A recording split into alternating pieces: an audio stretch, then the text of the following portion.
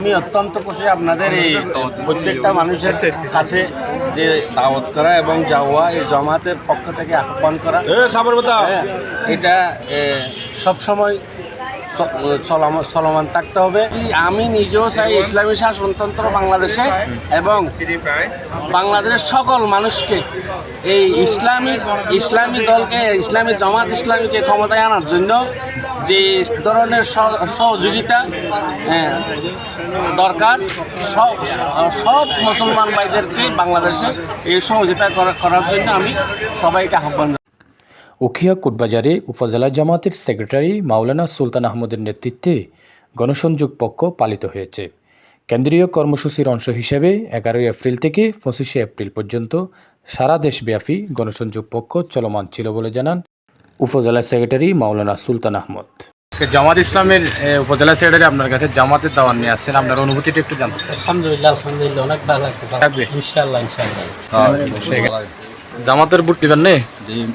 আমাদের বাংলাদেশ জামাত ইসলামী কেন্দ্র ঘোষিত 11 তারিখ থেকে 25 এপ্রিল পর্যন্ত যে আমরা গণসংযোগ করতেছি আপনার ইউনিয়নের 10 নম্বর ওয়ার্ডের উদ্যোগে ইনশাআল্লাহ আমার সদস্যপত্র আমরা জনগণের সাড়া পাচ্ছি। আমরা আশা করছি জনগণ আমাদের দাওয়াতে সন্তুষ্ট এবং তারা গ্রহণ করতেছে। আমরা সবাইকে জামাত ইসলামের পক্ষে দাওয়াত দিচ্ছি। আসলে শান্তি সমৃদ্ধি কল্যাণ উন্নতির জন্য দেশে ইসলামী হুকুমতের কোনো বিকল্প নাই।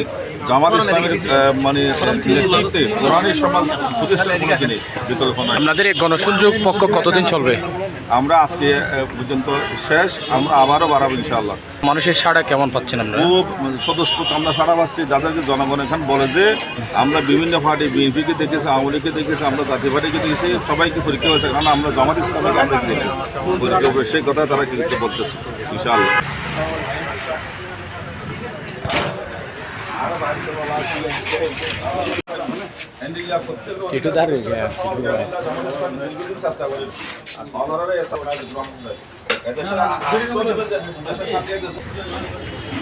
জামাত ইসলামী বাংলাদেশের আর জামাত ইসলামী সাহিত্য দেশের মধ্যে ইসলামী শাসন কোরআনী শাসন কায়েম ইয়ার কায়েমের দেশের মধ্যে শান্তি চুরি সামারি চাঁদাবাদী দুর্নীতি বন্ধুদের মানুষের অধিকার হয়েছে।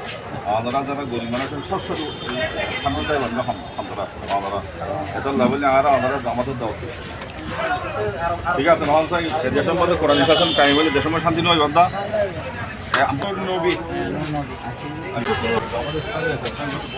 স্বতঃস্ফূর্তভাবে আমাকে মানুষ যোগদান করতেছে এবং আমাদের কথা বলতেছে, আগামী জামাতকে চাই পাচ্ছেন।